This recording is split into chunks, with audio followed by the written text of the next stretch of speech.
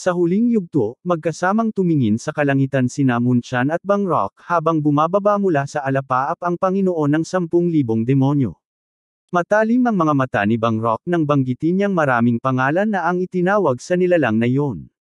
Ngunit iginiit niyang iisa lang ang pangalan na tunay na kumakatawan dito. Sa gitna ng katahimikan, biglang lumitaw ang isang lalaki mula sa langit at unti-unting bumaba.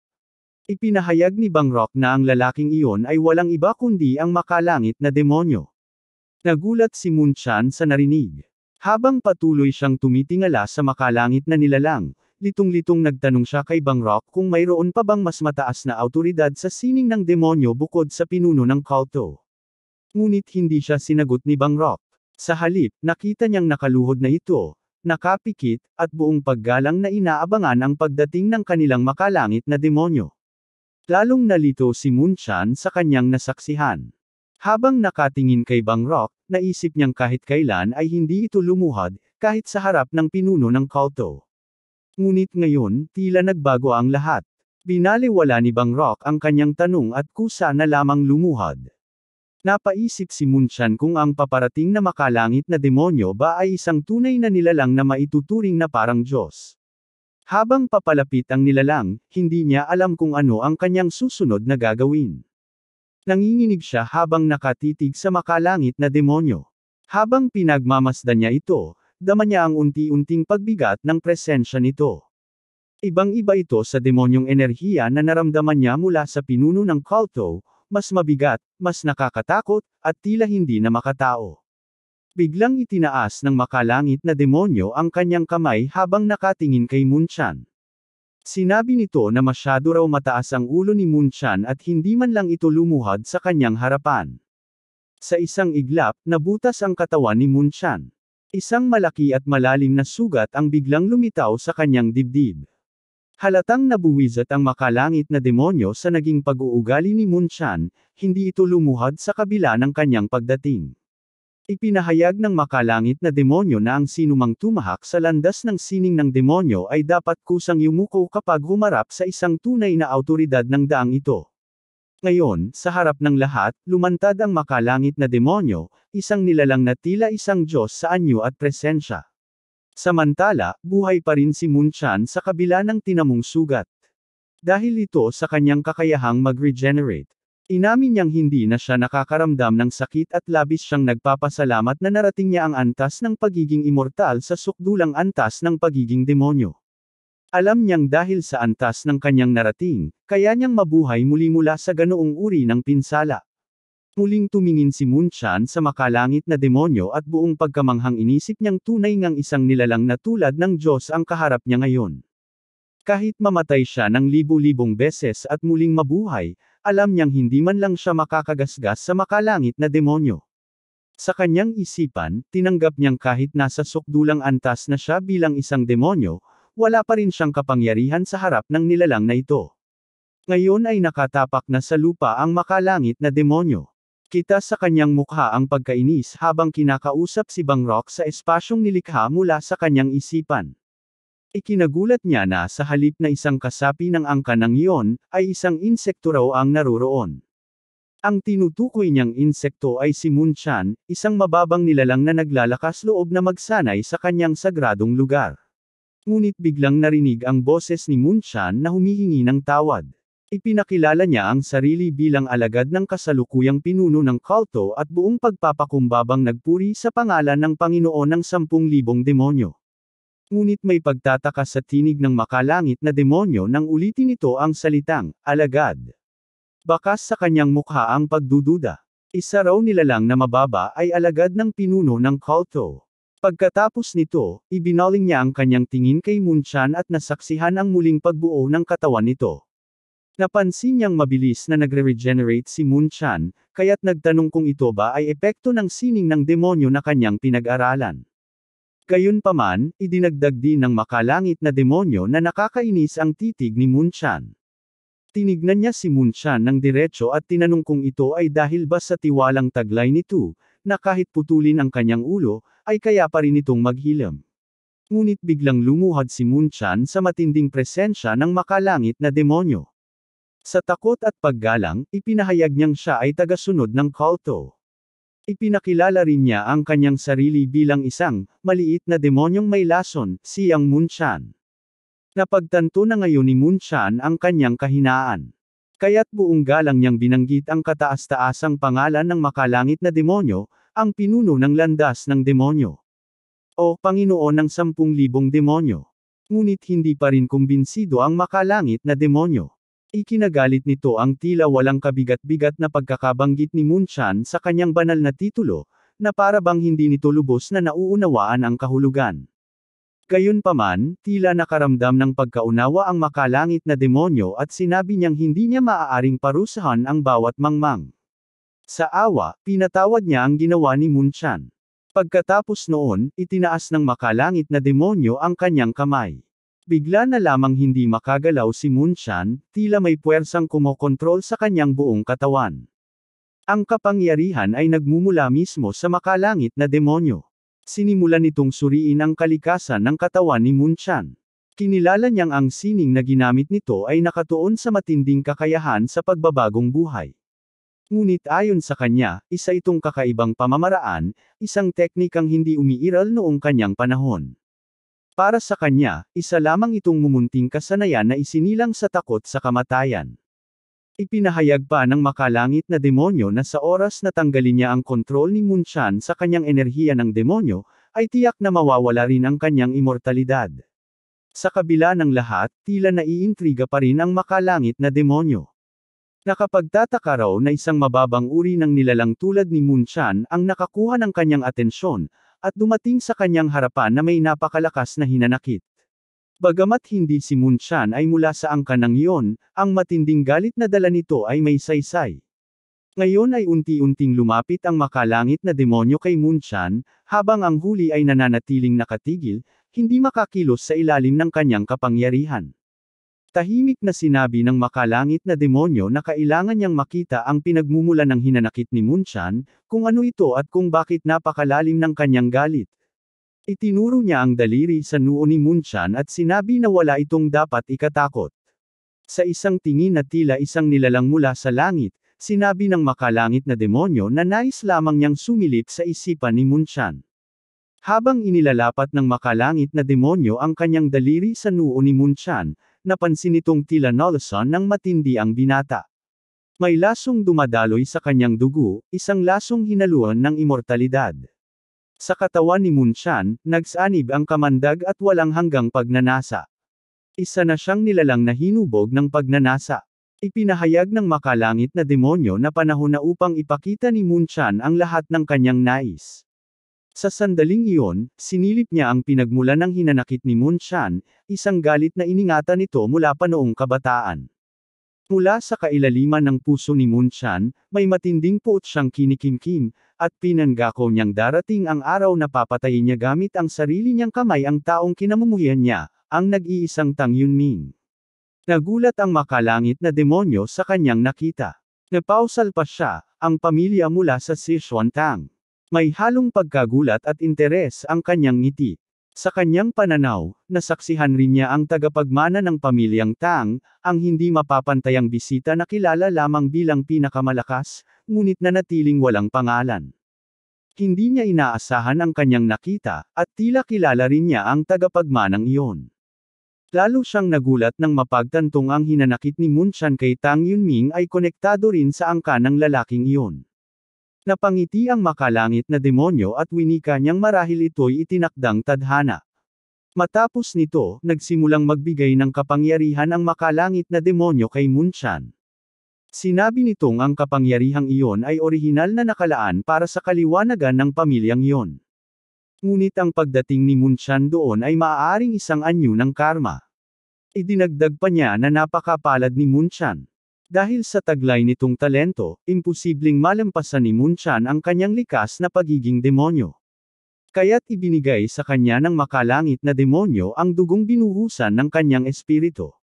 Mula sa araw na iyon, ipinahayag ng makalangit na demonyo na kahit mapire-piraso pa si Munchan sa libu-libong bahagi, magiging isa siyang tunay na immortal na hindi mamamatay dahil sa hinanakit. Pinaalalahanan niya si Munchan na pag-igihan ito, habang patuloy niyang nililipat ang kanyang espiritu sa katawan ng binata. Sa gitna ng matinding sakit, naramdaman ni Munchan ang isang uri ng kaliwanagan, isang pagkaunawang nagmula mismo sa makalangit na demonyo. Tahimik namang lumuhad si Bangrok habang nasasaksihan ang pagsilang ng isang bagong makapangyarihang demonyo sa loob ng sekta. Samantala, sa labas ng lugar ng pagsasanay, nagsimulang mabiyak ang malaking tarangkahan dulot ng matinding kapangyarihang ipinalilipat ng makalangit na demonyo kay Munchan, isang lakas na umabot sa mismong paligid. Hanggang sa bigla itong sumabog at nagkadurog-durog. Pagkatapos nito, sa susunod na tagpo, may isang lalaking hindi kilala ang nasa gitna ng disyerto. Isa pala ito kay Munchan, nakahandusay, hirap na hirap, ngunit tila matagumpay na nailipat sa kanya ang espiritu ng makalangit na demonyo. Habang nakalugmok sa lupa, gulat na gulat pa rin siya at tinatanong ang sarili kung ano ang nangyari sa kanya. Maya-maya'y napatingin siya sa direksyon ng bundok. Naroon sa Tianshan ang kanyang sekta, at mula roon ay naramdaman niya ang dalawang makapangyarihang enerhiya. Isa sa mga ito ay tiyak niyang sa pinuno ng sekta na may demonyong enerhiya, ngunit ang isa ay tila pamilyar. Nagulumihanan siya. Hindi siya makapaniwala sa kanyang nararamdaman at nabigla nang sabihin niya sa sarili, imposibleng narito siya. Sa susunod na tagpo, isiniwalat ang dating pagkakakilanlan ng Heavenly Demon Cult, isa pala itong angka na dating kilala bilang Ming Sect. Ang grupong ito ay pinamunuan noon ng ninuno ng pamilyang iyon, na tinaguri ang pinakadakilang bangsa sa buong mundo. Taliwas sa paniniwala ng nakararami, isinulong nila ang katarungan at higit sa lahat, ang kapakanan ng mga karaniwang tao. Lalo pang tumindi ang kapangyarihan ng sekta ng isa sa kanilang mga alagad ay naging emperador.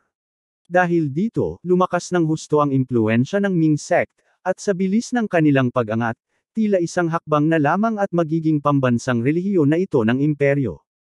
Ang pinuno ng Ming Sect noon, na siyang dating sekta ng makalangit na demonyo, ay pinangarap na marating ang karangalang iyon. Ngunit sa kanyang sobrang kumpiyansa, hindi niya nakita ang kapahamakan na darating. Mismo ang dating pinuno ng sekta ang nakasaksi sa trahedyang Sumire sa kanilang tahanan. Tinupok ng apoy ang buong teritoryo ng Ming Sect, kasama ang kanyang mga nasasakupan. Lahat ay naglaho sa isang iglap. Ang trahedyang ito ay bunga ng pagtataksil ng emperador, ang dating kasapi ng sekta. Dahil sa takot ni Tezu na malampasan ng Ming Sect ang kapangyarihan ng imperial na pamilya, inutusan niya ang buong puwersa ng kaharian upang lipulin ang sekta. Bunga ng pagkasawi ng kanyang mga tao at ng malalim na pagtataksil, nilamon ng matinding galit ang pinuno ng sekta. Binalot siya ng puot at paghihiganti laban sa imperyo. Dahil dito, pinakialaman niya ang mga ipinagbabawal na sining, mga kasanayang siya mismo ang nagpataw ng pagbabawal. Ito ang dahilan kung bakit hindi na siya nanatili sa Central Plains, at sa halip, doon niya itinayo ang bagong kulto sa masukal at tigang na lupain ng Xinjiang, ang Heavenly Demon Divine Sect. Iyon ang alam ng mundo, isang kulto na itinaboy sa disyerto ng kasaysayan. Ngunit ang totoo, ang desisyon nilang tumungo sa Xinjiang ay hindi lamang upang tumakas. Pinili ito ng kanilang mga ninuno bilang bagong daan upang maabot ang sukdulang antas ng kultibasyon. Hindi sa pamamagitan ng mga teknik o espiritu't demonyo, kundi sa mas mataas na anyo ng pagsasanay, isang paniniwala. Sa paniniwalang iyon, kapag naging sentro ng pananampalataya ng mga tao ang isang nilalang, natural na tataas ang antas ng kanyang lakas.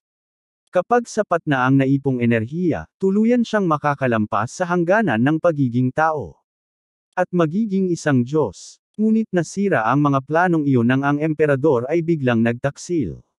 Walang kaalam-alam sa nangyayari sa Central Plains, sinikap ng mga ninuno ng sekta na muling magtipon ng mga tagasunod sa Xinjiang upang buuin ang isang bagong pananampalataya. Gayunpaman, may hangganan ang paniniwala ng karaniwang mamamayan ng Xinjiang. Kaya't kinailangan nilang lumawak, palawigan ang kanilang pananampalataya hanggang sa kalagitnaan ng Central Plains. Kapag nangyari ito, magiging madali na ang lahat. At ngayon, ang plano ng kasalukuyang pinuno ng kulto ay ilabas ang lahat ng naipong espiritu at demonyo upang ilubog sa kaguluhan ng Central Plains. At bilang tagapamahala ng mga nilalang na ito, siya mismo ang magpapanggap na tagapagligtas, isang Diyos na sasambahin ng lahat. Upang maisakatuparan ang unang hakbang tungo sa Central Plains, isinugo ng pinuno ang kanyang anak na si Jung Hyuk, upang buuin ang demonic Vast Heaven, isang samahang may layuning pahinain ang kapangyarihan ng mga sekta sa kalagitnaan ng lupain. Ngayon, ang tanging balakid na natitira ay ang Gangdong at Kunlun. Kapag sila'y nasupil, tuluyan ng maghahari ang demonic heaven sa mundo. Subalit sa mismong sandaling iyon, nakita na lamang ng lahat ang kasalukuyang demonic cult leader na nakatayo sa harap ng isang taong hindi niya inaasahan, si Yunming. Ang lider ng alyansa ay biglang dumating sa mismong sentral na punong himpilan ng kulto. Kitang-kita sa mukha ng cult leader ang pagkagulat. Hindi niya maintindihan kung ano na nga ba talaga ang nangyayari, dahil tila biglang nag-ulo ang kanyang plano sa hindi inaasahang pagdating ni Yunming. Sa mga sandaling iyon, nasa harapan ng teritoryo ng demonic cult si Yunming. Sa kanyang harapan mismo ay ang pinuno ng kulto, ang leader ng demonic cult. Nagpakita ng pagkalito ang leader ng kulto at sinabi na tila nag-iisa lamang ang pinuno ng Zhongqian Alliance sa pagpunta roon. Tinanong pa niya kung maaga pa lamang ay dumating na ito upang wasakin ang kanilang sekta. Ngunit buong tapang na sinagot ni Yunming na sa kanyang paglalakbay patungo roon, marami siyang nakita at napatunayan na sapat na dahilan upang lipulin ang buong demonic cult. Dagdag pa niya, wala nang dahilan para patagilan pa ito. Napansin ng leader ng demonic cult ang matinding determinasyon sa pananalita ni Yunming. Mukhang seryoso itong nagtungo roon upang tuparin ang layunin. Nagpatuloy si Yunming at sinabi na ipapadala niya sa kamatayan ang leader ng kulto, gaya ng ginawa niya sa mga tinatawag nitong left at right guardians, sinuman man sila. Hindi makapaniwala ang leader ng kulto at tila litong nagtanong kung talaga bang natalo ang dalawang iyon. Ngunit biglang tinaas ni Yunming ang kanyang espada. Sinabi niya na lahat ay puro pagdududa na lang, kaya oras na para makita mismo ng leader ang kanyang kapalaran. Mabilis niyang iwiniwas-iwas ang kanyang espada, pinakawalan ang kanyang kakayahang, destroy-eliminate, isang teknik na kayang wasakin ang kahit anong tamaan sa isang iglap lamang. Maingat siyang nagmasid. Alam niyang hindi basta-basta ang kalaban, ito ang pinuno ng buong demonic cult.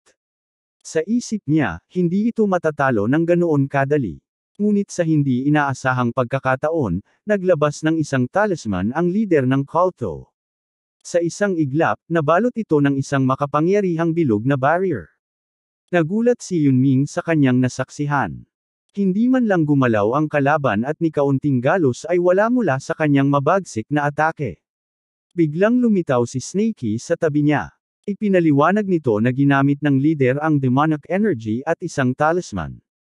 Ayon kay Snakey, tiyak siyang iyon ay ang reverse heaven bangsa, isang mapanganib at makapangyarihang teknik. Binalaan ni Snakey si Yunming na mag-ingat. Dagdag pa niya, ang estilo ng pakikipaglaban ng leader ng demonic cult ay lubhang naiiba sa lahat ng martial artist na nakaharap ni Yunming noon. Sa puntong ito, tila naging kampante ang leader ng kulto.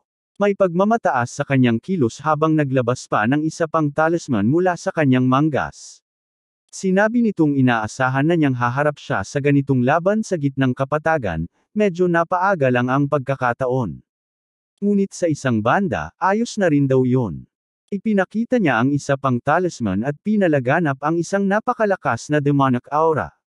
Buong tiwala niyang sinabi na ipapakita niya kay Yunming ang tunay na kapangyarihan ng isang tunay na pinuno ng demonic cult.